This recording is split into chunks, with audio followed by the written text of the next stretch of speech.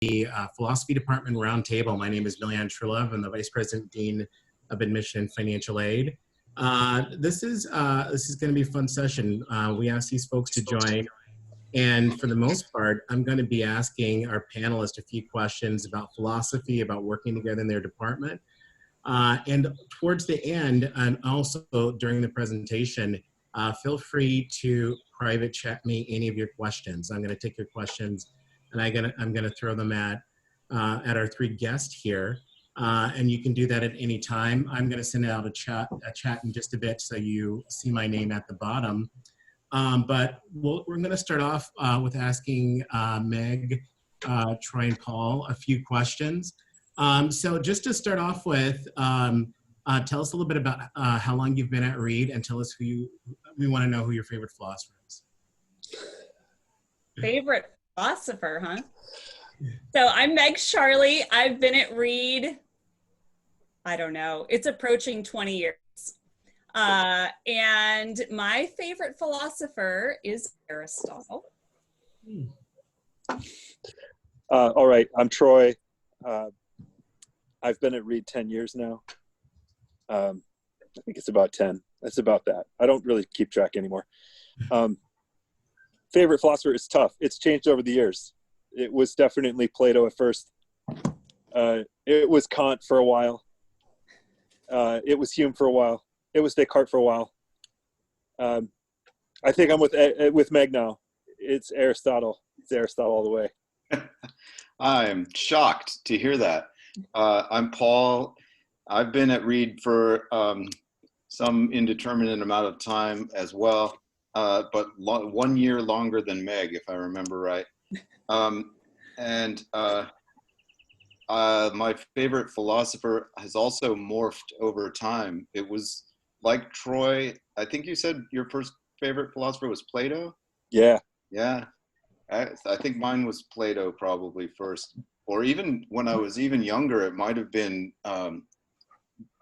whoever wrote the book, The Tao of Pooh, Winnie the Pooh. So maybe it was my first favorite philosopher was actually a bear. But then Plato, and then eventually, and I hated David Hume when I was an undergraduate, but now in the last 10 years, David Hume has become my favorite.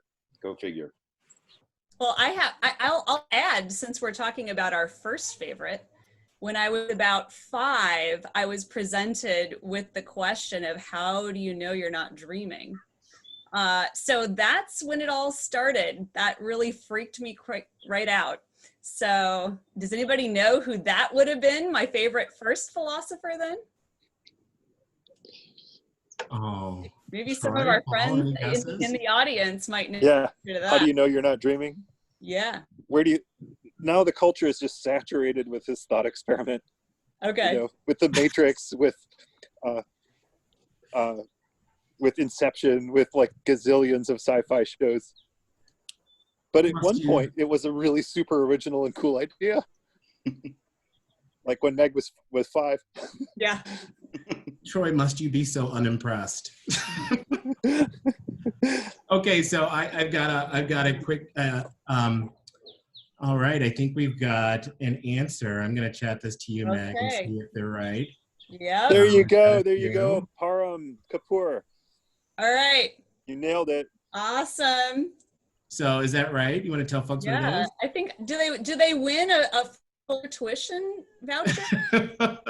That's the next prize. So who got it right? Is that Harry? No, Param. No, I mean, so who was it? Who was the philosopher that said that? Oh, Descartes. René Descartes, 17th century French philosopher. All right, so Param, you got that. Congratulations. Some say that Augustine had this idea as well, but I'm just throwing that out there to be ornery. I would, if I had to give the prize, I would definitely give it to Param for saying Descartes. Yes. It also exists in the Chinese tradition much earlier. So there are other claimants to the name. Mm-hmm. But Descartes made it just like solid and focused and very, very vivid. Very defined. So, okay, we're gonna play a little game, and then I'm gonna ask you a couple of questions about the department. But I'm gonna give you a quote, and I'm gonna invite any one of you three to tell me who the quote is from. How's that sound? Okay. Okay. We'll start with low-hanging fruit. The unexamined life is not worth living. That is low hanging. I think we should address these to our friends here. Yeah, exactly. I think so. Oh, that was so easily deferred. Oh yeah. This is, I want to hear from these people. Yeah, we want to hear from them. Unexamined life is not worth living. Bingo, Harry. You got it. Nailed it. All right. And even a source text. Even What a about source the text. line? Yeah. What about the line number? We're not going there. Okay, I've got another one. We live in the best of all possible worlds. Good one. Hey, people. Oh man, that chat bar is Bang, bang. Yeah, They're look, killing they're it all up over. there. Correct. 3 of them got it. All right. And no Googling these, by the way. Right. They're not. Are you kidding? These kids want to come to Reed College. They're not Googling. Okay, who said God is dead? Google asked them. Sorry, what was the last question, Milian? God is dead. Oh, yeah. And I have killed him. Yeah. Yeah, that was Good job, straightforward. All right, here's one of my favorites, and this one's going to be much more difficult, I hope. Let's see. Spent a lot of time on this. Okay, it takes 2 to lie. It takes 2 to lie, 1 to lie, and 1 to listen. It takes 2 to lie, 1 to lie, and 1 to listen. Well, I don't know that one. Anyone? All right, Homer Simpson. That's not one we teach usually, but sometime you can join the department. The best philosopher of all time, right? All right, so let's talk a little bit about the philosophy department. For each of you, tell me for each person 1 or 2 things that really would help folks understand Reed's approach to philosophy, to teaching philosophy, to the major. I'll say, I think in a way that so far this chat is very unrepresentative of what we do, because we do study other people doing philosophy, but we like to do it ourselves. And some of my favorite philosophers, if I'm being honest, are in this chat, the people I work with. Philosophy isn't something we study alone, but we study it in order to do it well. And this really goes for Reed across the board. We do it for real at Reed. We don't pre-digest stuff for you and then tell you about it, but we involve you in real philosophical work yourselves. And from day one, you're treated like a colleague. You're treated like a philosopher. And that's real power, and it comes with real responsibility. It means we hold you to a high standard of thinking, and it's hard, but it also means we respect you and we respect your point of view from the get-go. And that's really what makes Reed's philosophical education different from what you'll get at a lot of places. And it's part of why our graduates are more successful in the field than any other college I know about. That's true. Okay. Megan, Paul. Well, I mean, I honestly, it was funny because when I said Aristotle, in the back of my mind, I'm like, well, in my department. I mean, I really did. I had that, I almost, had that reservation. I'm like, I don't know. I mean, Aristotle, forget them. You got Paul and Troy here and Milian. So anyway, I totally agree with what Troy is saying. I think because of the structure of our classes and your access to professors outside of the classroom and the kind of community we seek to in our department, you are practicing philosophy all the time. And I honestly think if I had to make a modest estimate of, what a student comes out of our department able to do. I think by the time you're done with a philosophy major from our department, you're operating at the level of a second-year graduate student. I think that's an appropriate approximation of the work that you'll be doing here.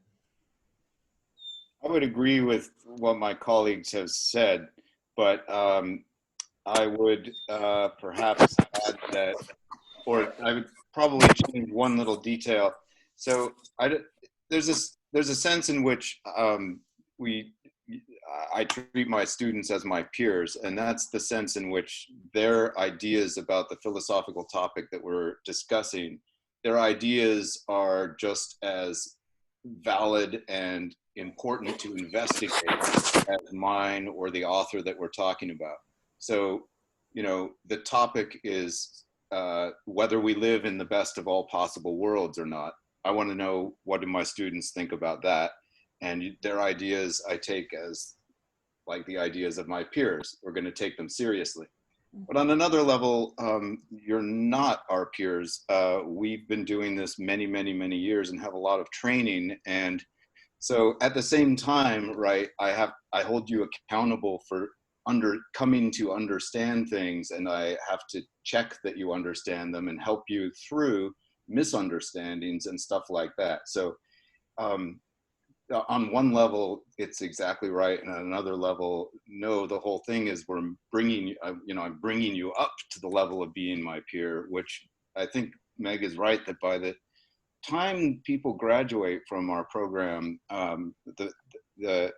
they actually are very close to being my peer in philosophy, at least in certain confined areas, and it's really exciting to see them grow into that. Mm. So we've got a question from David. What's the department's attitude towards Terina or Judith Butler? Who wants to start off with his comment on that?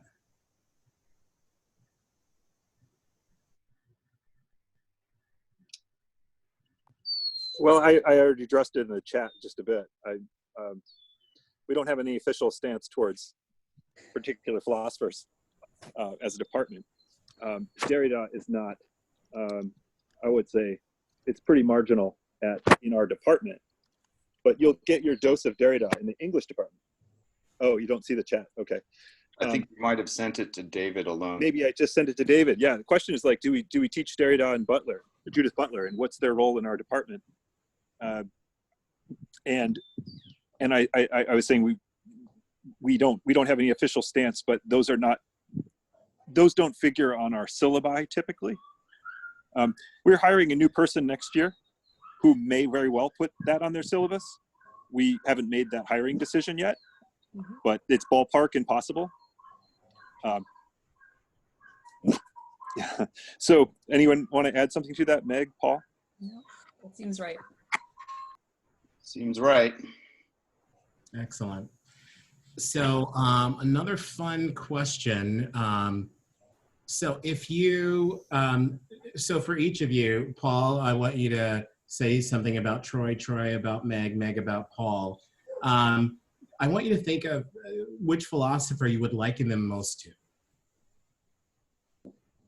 You sort of talked about each of you being, you know, the most exciting philosophers you knew. So Paul, if you had to sort of, if you thought about Troy, what more popular, dare I say, philosopher that we also might recognize would you compare? Would you compare to Troy? Oh boy, that is a very hard question, sir. Let's see.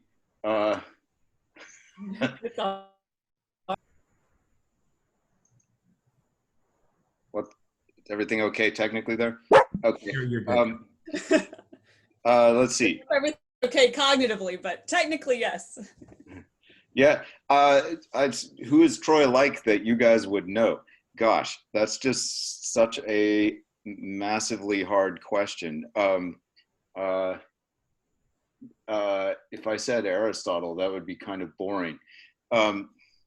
He might be like the Roman orator and Stoic Cicero, because Troy is good in so many different areas of life, not just philosophy. He is also able to persuade people in meetings to do things. So he's a political animal as well as a philosophical animal, just like Cicero. Wow. I'm impressed. Difficult question, but well answered. Who wants to go next, Troy or Meg?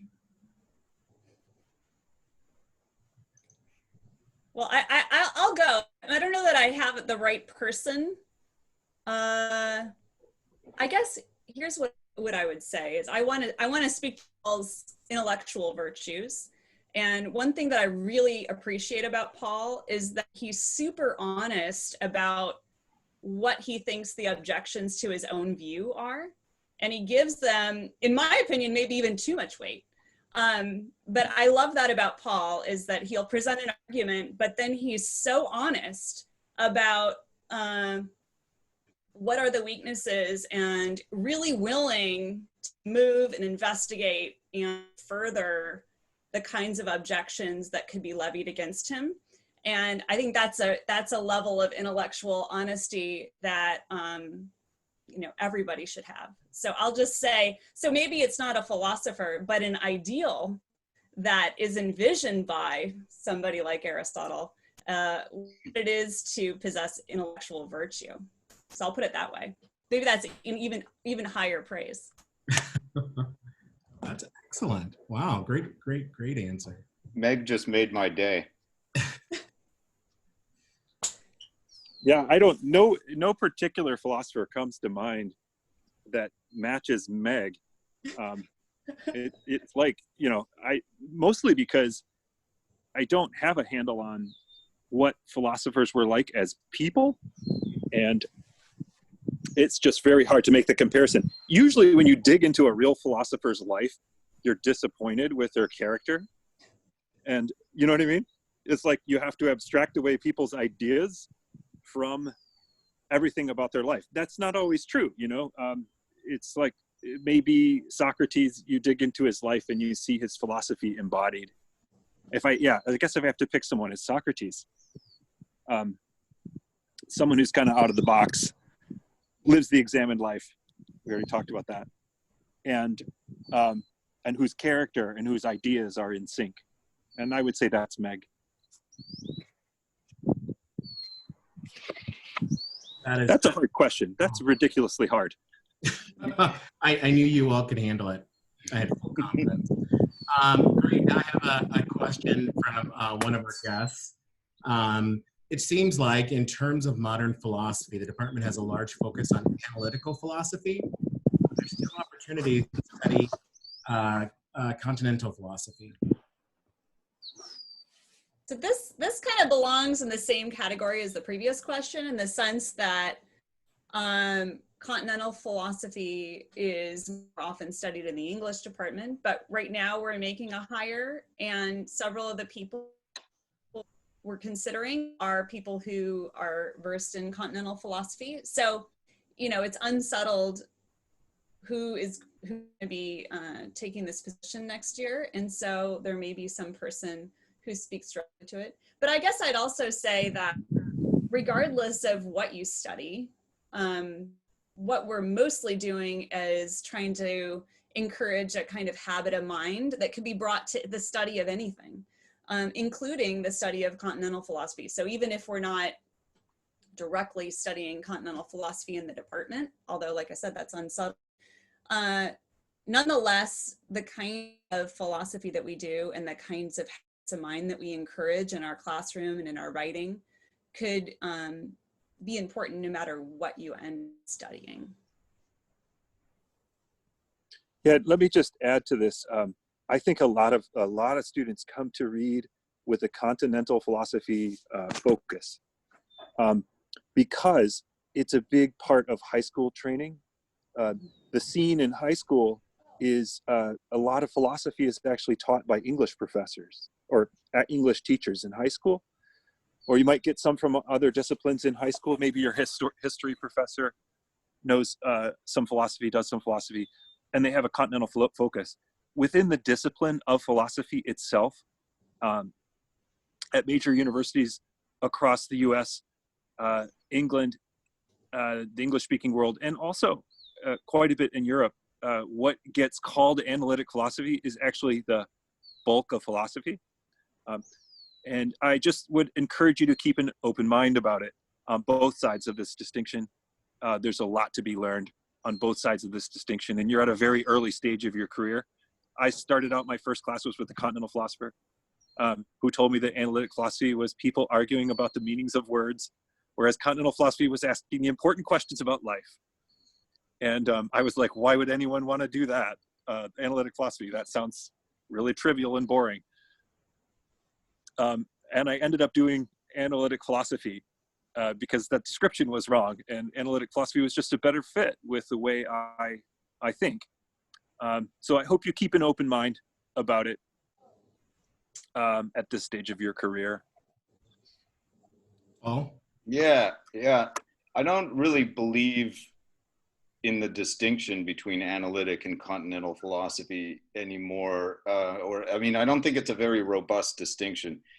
You can think of it as a name for a distinction between, it made more sense 40 years ago. So what does the word continental mean? Well, it means like the continent. What continent are they talking about? They're talking about Europe. And what's analytic mean? I think it didn't really mean anything. It just meant the other things. And so continental philosophy is like, properly, it seems like it's a certain small set of authors. It's a set of authors that were very influential in the 60s, the 70s in the US, and they got all called the Continental Philosophers. They were influential in English departments and history departments, and that's why you have the situation that Troy described, that English teachers in high school and history teachers in high school today know about continental philosophers and don't necessarily know some, or they have some simplified version of what analytic philosophy is. But if you go to the continent, Europe, today, you'll find tons of philosophers doing exactly the same kind of things that I do and get called analytic philosophy. I just don't think the distinction is that important or interesting or robust. But sorry, not to disrespect whoever asked the question. It's not that there's nothing to it, but it's not that big a deal. You should be open-minded towards philosophy in general. Okay, sorry. So if you thought about our program, and just if one person could speak to this, what does a student do in the first third, middle third, last third of a philosophy major?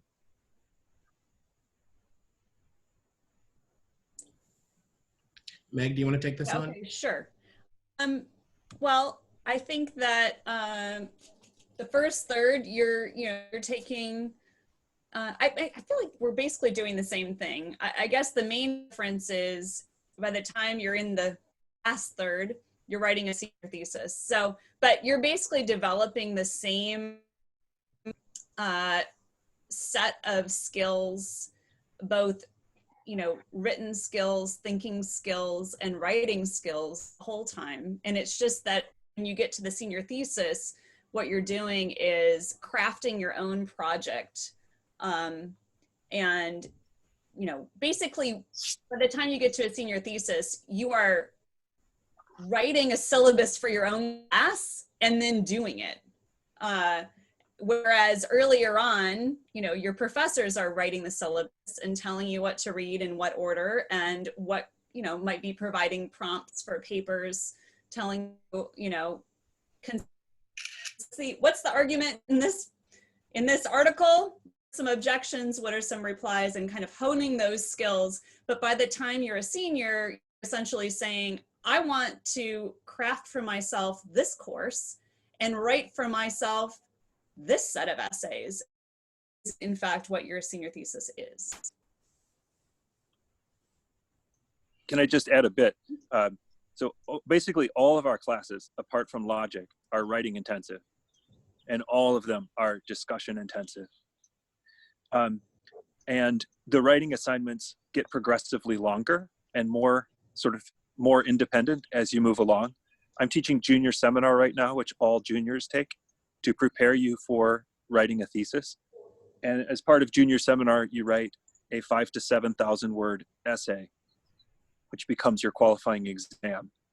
And it's finishing that allows you to begin the major.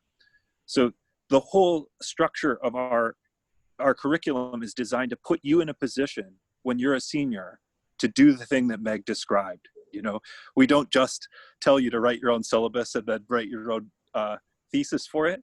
We prepare you for the preceding 2 or 3 years to be able to do that, which is why our junior seminar requires such a long paper, and that whole course is structured around weekly or every other week smaller writing assignments that break down that big task into manageable small tasks. And those manageable small tasks are things you will have done as a first or second year student in your other philosophy classes. So the bar is very high for what you accomplish when you're a senior. Our goal is for you to make an original contribution to scholarship in philosophy. You know, it's awesome to see it done by an undergraduate, as Meg said, like you're a second year graduate student. But the rest of our curriculum is designed to ramp you up to be able to do that and to support you in doing it.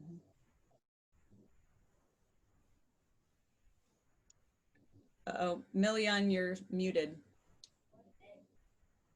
Thank you. That happens sometimes.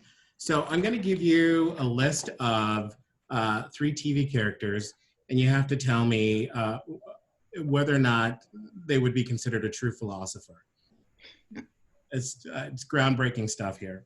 I think this is just yes. Okay, Yoda. Dispense with the list and come to the conclusion. I mean, so Yoda from Star Wars, is he? Would you consider him a true philosopher? Are you thinking of a philosopher as someone who has the potential to do philosophy, or who is fully actualized as a philosopher, or what is this question? Fully actualized, like someone whose readings you would read and say, yeah, this is good stuff. Milian, I mean, I would say I think of philosopher in a few different senses. One is, because sometimes people ask me what I am or what I do, and I say I'm a philosopher, and they're like, "Whoa, you're a philosopher?" And I mean something like I'm in the profession of philosophy, and not everybody in the profession of a philosophy is a philosopher, in a true sense, like you're saying. Because for some people, I think it's just kind of a job, and you crank it out, and you're done. And then there's a deep sense in which people are philosophical, or they're philosophers because they live the examined life.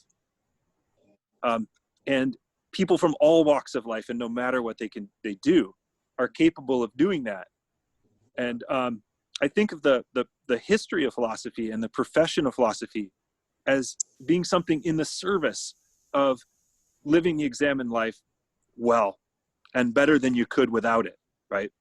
But I think the philosophical impulse is in all of us. I mean, it's part of the human. It's part of human existence, right? It's part of being a human and living well. I mean, and do any of us do it well? No. And even inside of the profession, none of us do it really well. It's like someone else said about a dog walking on its hind legs. It's not done well, but you're surprised to see it done at all. We all sort of fall short of what philosophy really requires of us, including TV characters. Yeah. And yet we all have the impulse. Yoda comes in though, Troy, because you said all humans have this impulse. I to be honest, I'm unsure of the species of Yoda. I mean, I know that I should know that, but I don't. But anyway, I think that's where the Yoda question is so interesting, is because you haven't addressed it through this like human impulse. I haven't. Well, good. Here we go. What I hear you saying is sort of this. I'm sorry, Paul, go ahead. Oh, I guess I was just going to say that, sorry, my video dropped out there. I'll get it back in just a second. Yoda, right, so Yoda, it's a good point. Yoda's not human, I think. But the idea that, so let's see, the unexamined life is not worth living. But is it because you're human that it's that you should examine your life? Or is it because of something else, something that you have in common with Yoda? What would that be? Personhood, or being a thing that has a life that can be examined? Anything that can examine a life that it's living should examine it. Something like that, yes. Anything that can examine its life has the ability to examine it, and then it's blah, blah, blah. Okay, I'm done. Yeah, but see, you'll notice that in the end of the day, what's happened is poor Milian just asked a question and none of us have answered it. So maybe some of our friends on the chat bar have an answer, and all we've done is complain about the question. So essentially, we're just the biggest pains for anybody to ask any question of. And that's what you could become too if you join our department. Well, you know, it's sort of interesting because, you know, both of you spoke to the sense of self-reflection, and oftentimes philosophy is also partnered with ethics, which seems to be, I think, a sensible relationship based on what you've said. And so, you know, I could kind of go down that bunny hole. But first, I'm going to give you two questions that were asked by the folks here in the room. And then we can sort of get back to aimlessly not answering things in a very interesting fashion. In an organized fashion, not very organized. So we've got a question from Caleb. A lot of Caleb's interest tying with both biology and psychology. Would it work to supplement a philosophy major with a significant amount of science courses? And is this something that's commonly performed at Reed? Yes. Yes. Yes and yes.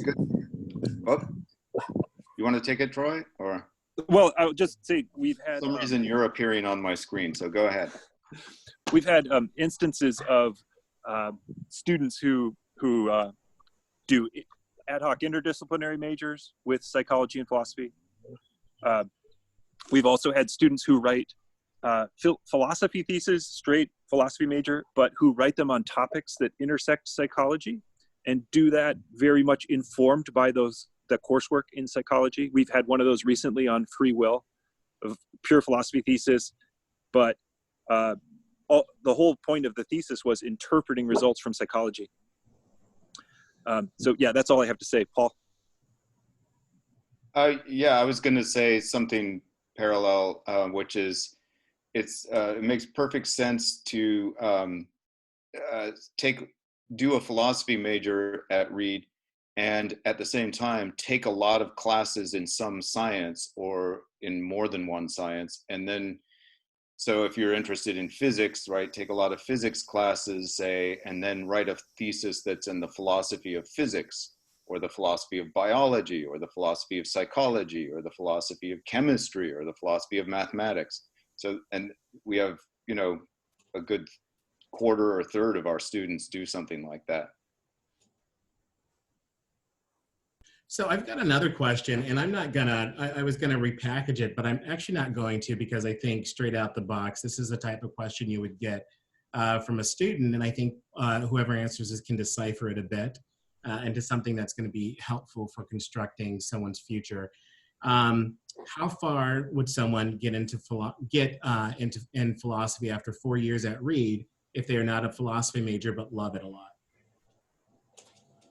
So as you can imagine, I come to Reed and my major is, let's just say, French, but man, I so want to keep taking these philosophy classes.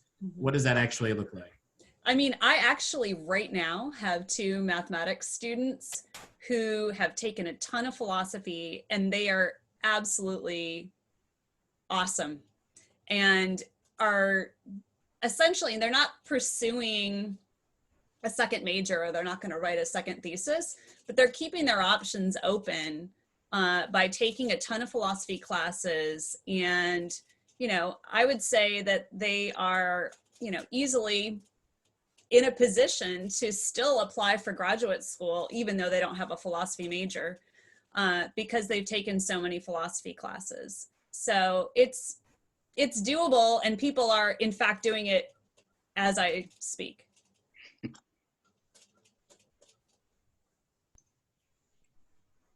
Excellent. Anyone else? So one of the things that I often hear about what our philosophy majors are doing once they leave, they're very successful. But I think coming from the high school side, this idea of majoring in philosophy, even if you love it, is a little bit nerve-wracking because parents might be concerned about careers afterwards. Why should folks who are majoring in philosophy absolutely not worry about the type of opportunities they have once they're done.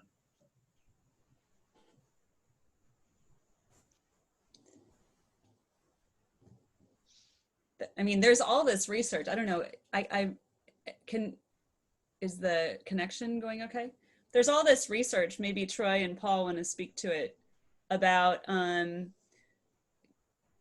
can't remember all the details now, but essentially philosophy majors end up doing spectacularly well, even when they're not in philosophy. And I don't recall all of the parameters, but maybe Paul or Troy. Yeah, I can speak to this. Yeah, this is the perennial question for philosophy majors and from the parents of philosophy majors. What do you do with it? The research that Meg's talking about is on lifetime salary, lifetime earnings for different majors. What's interesting about philosophy is that although the earnings in a year or two after you get out of college are low for philosophers, at mid-career, they're the highest in the humanities, and they're higher than the majority of the sciences. So, you know, also the top 25% of philosophy earners are just ridiculously high in the rank of earnings. But even median philosophy grad is higher than the other humanities mid-career. But more to the point, I've looked through the records of all Reed philosophy majors. We have a database with what all of our graduates are doing now.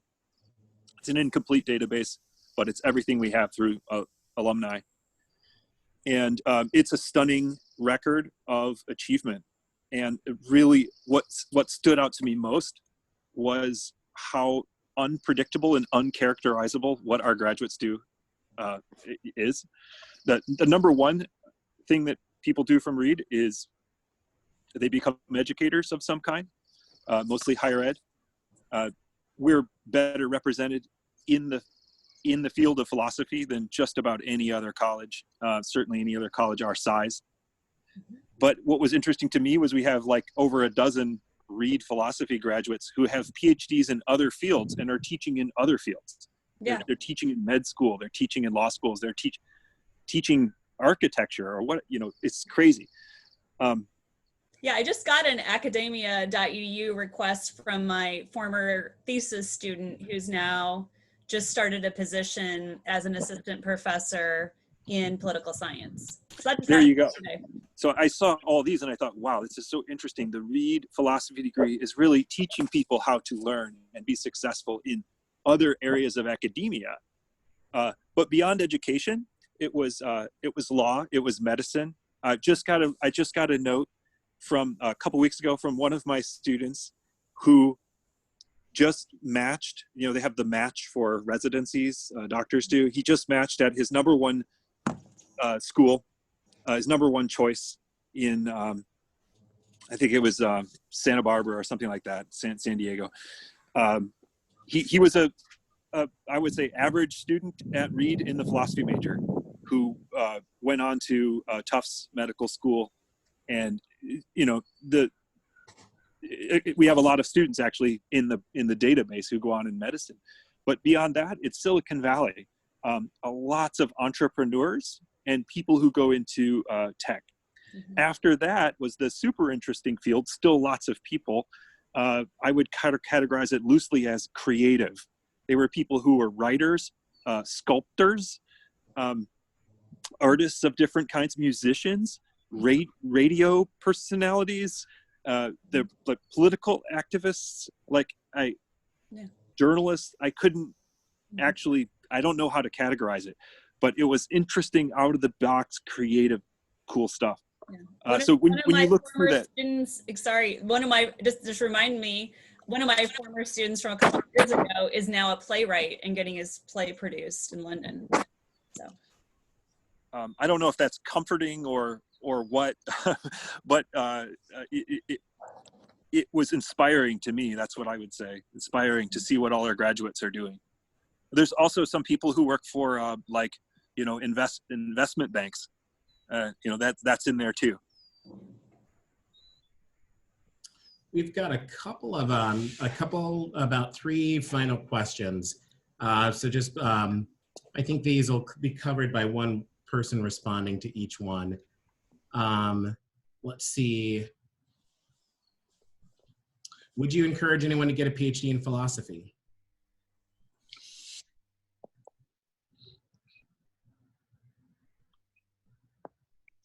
I'm going to give that one to Paul. Okay. Would I encourage someone to get a PhD in philosophy? It depends on the person. The truth is that a PhD in philosophy, if you get that, you're almost certainly you're interested in becoming a professor. And the truth is that professor jobs are hard to get. It's extremely competitive. And so I would tell that person, you know, depending on, you know, what their sense of the possibility of the risk of not getting a job, like how bad would that be for them? You know, would they regard it as having been a waste of time? I don't know, you know, so I would have to know the person a bit. And, you know, it's not like, I mean, I don't think there are any, you could go to law school, you can go to med school, and you still might not get a job in that field. It's a competitive world. But I do think that getting a PhD in philosophy and then switching to do something else in your life is completely viable and fine for some people and great. And some of my best friends from graduate school went on to, they got their PhD in philosophy and then they went on to do something else entirely. I keep seeing Troy here. Are you supposed to be seeing me? I can't, I'm a little confused by this whole thing. I have it on grid view. I don't know who's seeing what.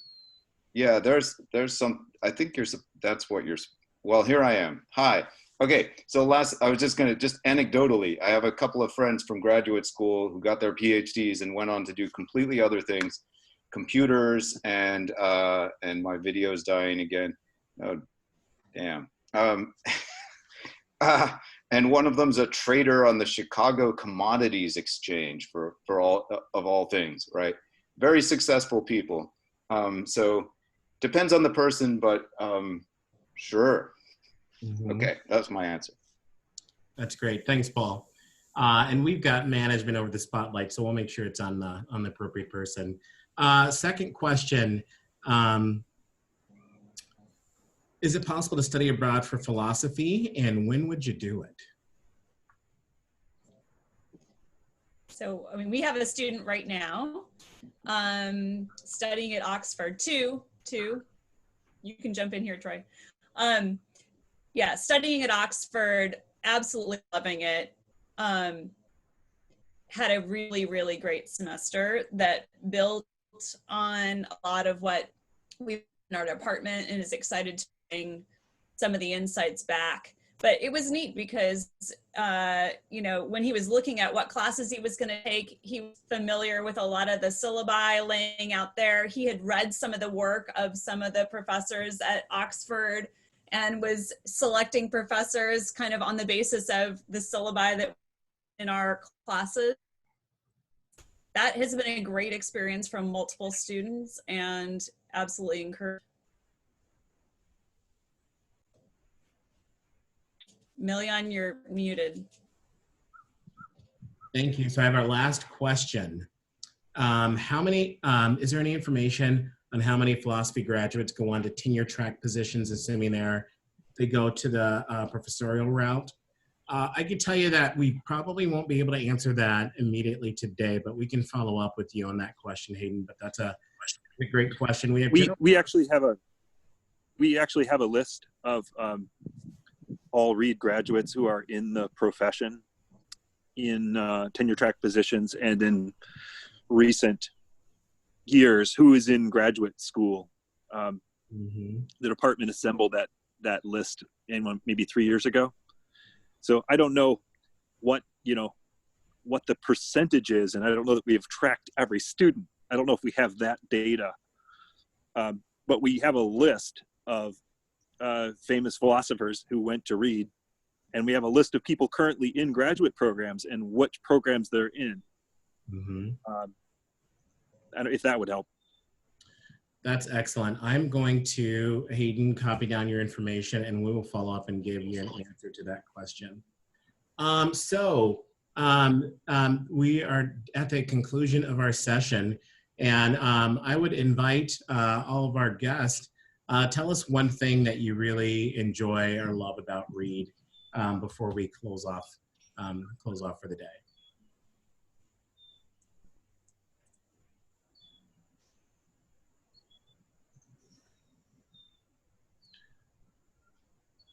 Meg?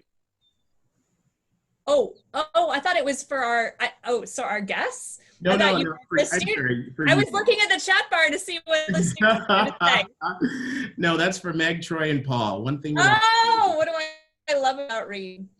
Oh, well, I guess I would say I love that the college and all of my colleagues are so committed to teaching and to working with students. That is the most exhilarating part for me at being at the college, is I feel like my interest in working with students closely and my interest in that kind of relationship is supported by the college and shared with my colleagues. Yeah, I'll say something similar to Meg. I think my favorite thing is working with students and my colleagues. I'll give an example. I gave a colloquium talk at the University of Victoria this year with one of my former students who's now in his first year of graduate school.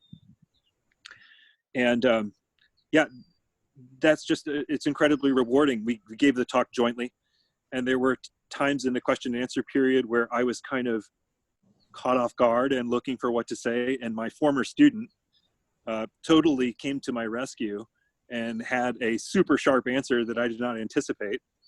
And this was just an ordinary Read student. Watching that transformation of my students over time is extremely rewarding. The experience of working closely with a student over a year to develop their own intellectual project in their senior year, and then having an hour and 40-minute senior thesis oral exam with 3 other professors in the room, where we watch this student sort of transform into a real scholar, is, spine-tingly good. Great experience.